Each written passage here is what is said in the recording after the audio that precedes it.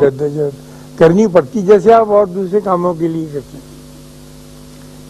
تو میں اب لوٹ کے بہت پیچھے کی طرف جا رہا ہوں. میری عمر میں پہنچ کے پرانی باتیں بڑی وضاحت کے ساتھ یاد آتی اور کل کیا کھایا تھا وہ نہیں پتہ چلتا. مثلا میں راستے میں سوچتا آ رہا تھا کہ اگر مجھ سے پوچھے کہ کل کیا کھایا تھا تو این ٹی وی کے دروازے پہ پہنچ کے یاد آیا کہ آلو مٹر کھائے تھے، ورنہ نہیں پتہ چلتا. اور جب ہم تفصیل لکھتے تھے تو وہ بڑی ڈیٹیل کے ساتھ کہ کیا فکرہ لکھا تھا اب تک گیا.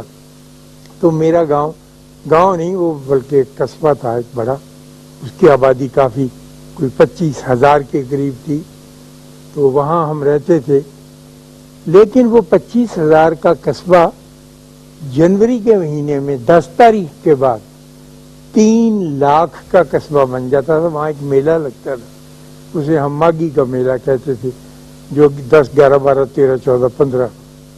اور پھر باہر ضلع سے پولیس آتی تھی، دور دور سے تماشے تھیٹر آتے تھے جو اپنی زندگی میں نے دیکھے اور ان سے بڑا فائدہ اٹھایا کہ مجھے ڈرامہ لکھنا آنے لگا. وہ تھیٹر اور طرح کے ہوتے تھے لیکن ان کے پس منظر میں وہ سب کچھ ہوتا تھا جو پرانے پارسی تھیٹروں میں تھا.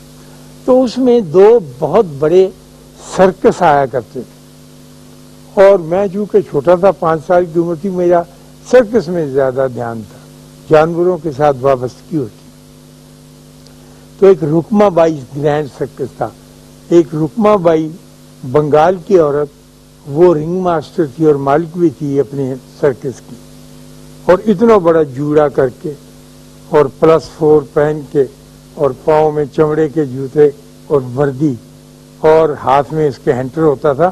سارے جانور دبکتے تھے اس کے سامنے. کوئی ایسا رنگ ماسٹر میں نے اپنی زندگی میں نہیں دیکھا جو شیروں کے ساتھ جا کر پٹاخہ مار کے بات نہ کرے، بلکہ رسی والی سائڈ پکڑ کے وہ جو موٹا نگا ہوتا ہے نا وہ اس کے منہ پہ مارے اور ان سے کام کرائے. تو رکما بائی کے 7 ہاتھی تھے.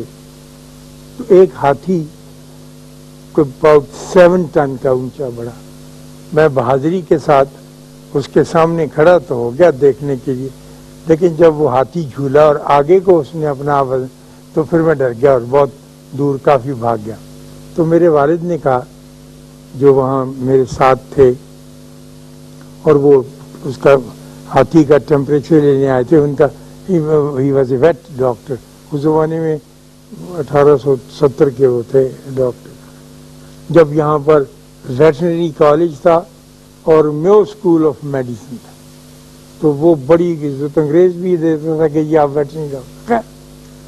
تو انہوں نے محاوت سے کہا کہ اس کی سونڈ پکڑو اور اپنی انگلیاں 2 دے کے اپنے علم کے کہیں کہ ہاں اسے ٹیمپریچر ہے اور میں تمہیں اس کی دوائی دے. تو میں سوچنے لگا ہاتھی کی دوائی کی یعنی ہاتھی کو اسپرین دینی پڑ جائے تو بالٹی میں ہی دیں گے یہ. خیر تو جب میں ڈرا تو میرے باپ نے پوچھا کہ تم ڈرے کیوں اس سے؟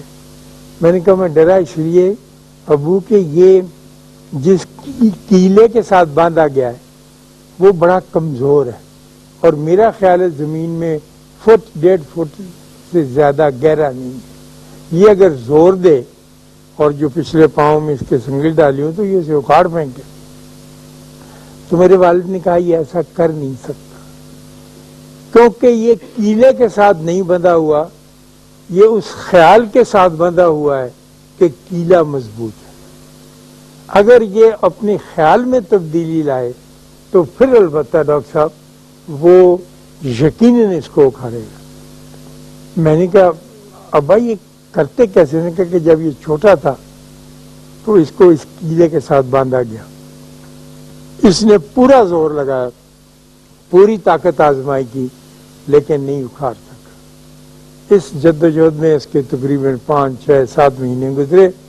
پھر اس نے فیصلہ کر لیا کہ یہ خیال ہے، یہ طاقت ہے جو مجھ سے نہیں نکلتی. تو اگر اس 7 ٹن کے ہاتھی میں یہ خیال پیدا ہو جائے کہ نہیں میں اس سے زیادہ طاقتور ہوں تو یقین اکھاڑ لے گا، لیکن نکل نہیں سکے. وہ تو بات جب کی تھی. اب اتنا عرصہ گزر جانے کے بعد، میں اپنی زندگی کے مشاہدات کے بعد یہ تصور میرے ذہن میں ابھرنے لگا ہے کہ ہم خیال سے کتنے بندھے ہوئے ہیں اور مائنڈ میٹر کے اوپر کتنی حکمرانی کر رہا ہے. اگر مائنڈ جو ہے وہ طاقتور ہو تو آپ کا جسم جو ہے وہ آپ کی مرضی کے مطابق عمل کرنے لگے گا. لیکن آپ کہتے ہیں میں سگریٹ چھوڑ نہیں سکتا. سگریٹ چھوڑنا کوئی مشکل بات نہیں. ایک خیال نے باندھا ہوا ہے آپ کو اس بات کی. میں اپنی ایک نواسی سے کہہ رہا تھا کہ تو نہ لڑایا کر اپنی ساس نہ. کہنے کی نہیں میں ساس کے ساتھ لڑنے سے رہ نہیں سکتی. میری نانا خیال یہ ہے کہ بس یہ بڑی کمینی عورت ہے. تو میں نے کہا تو خیال کے ساتھ بندھی ہوئی ہے, ساس کے ساتھ بندھ کے دیکھ بڑا مزہ آئے گا. اس نے کہا دفعہ دور میں نہیں بنتی. زندگی میں اور جتنے بھی مسائل ہیں وہ ایسے ہی ہیں. آپ مجھ سے بہتر جانتے ہیں کہ امریکہ میں ایک لڑکی پیدا ہوئی, اس کا نام ہیلن کیلر تھا. وہ مادرزاد اندھی تھی اور مادرزاد بہری تھی اور ظاہر ہے مادرزاد گونگی تھی. کچھ نہیں تھا اس میں, لیکن وہ بڑھتی جا رہی تھی ایک صحت مند لڑکی کی طرح.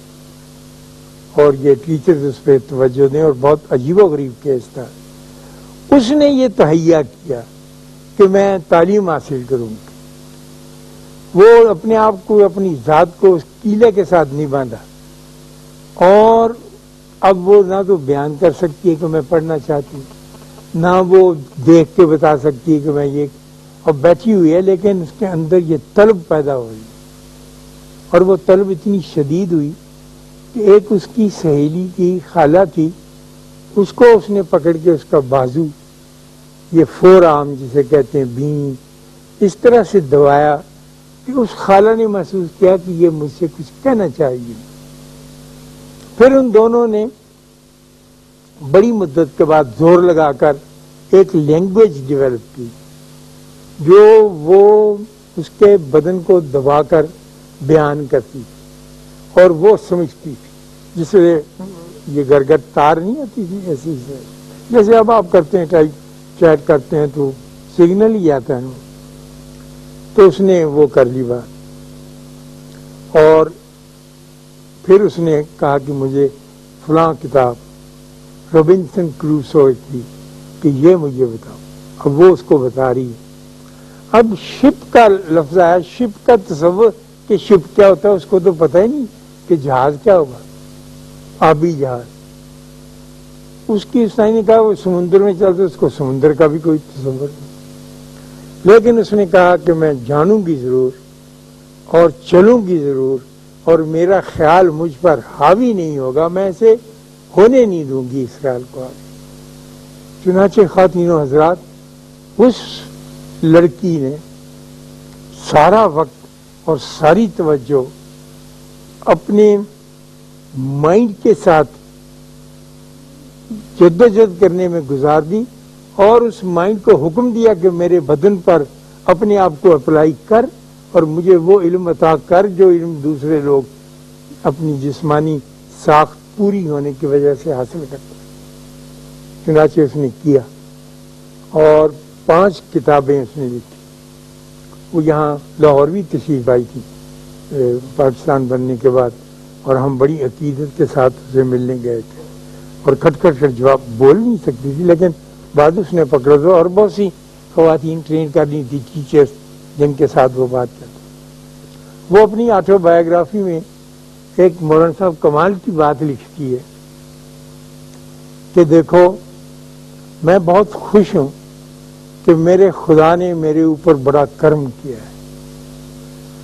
اگر یہ ساری چیزیں, یہ ساری نعمتیں, اندھے ہونا, بہرے ہونا اور گونگے ہونا مجھے نہ ملی ہوتی تو میں دنیا کی ایک نامور عورت نہ ہوتی, بلکہ ایک معمولی سی گھر گرہستی عورت ہوتی.